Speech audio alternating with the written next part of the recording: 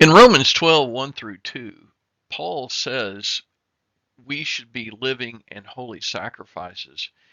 And when I think about being a sacrifice for God, a living sacrifice, it rewinds me back to the old days when the priests would actually offer a lamb that had been killed and bled on the altar as a savory aroma to God. It might be dove, it might be cattle, but this is what the priest of the old law did to offer, make offerings for sin.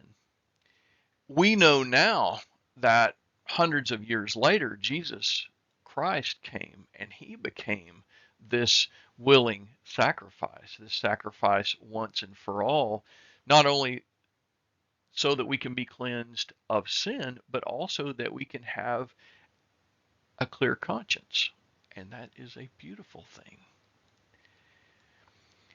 It seems counterintuitive. It doesn't make a lot of sense when we look at being a living and holy sacrifice.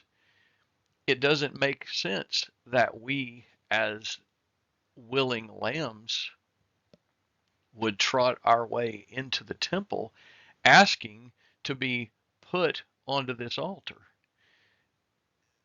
Paul is not suggesting this physical death, but what he is suggesting as is that we get rid of the behaviors and the customs of this world and that we allow God to transform us into a new person.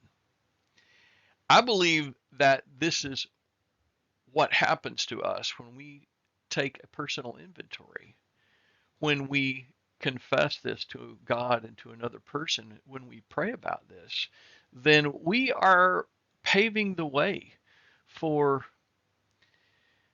better things in our lives. We are, in effect, cleaning house.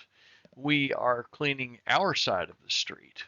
And I believe this. I believe that when we take out the trash, I believe when we get rid of the old furniture, we make room for God to move new, beautiful things in our lives. This helps us to understand God's will for us.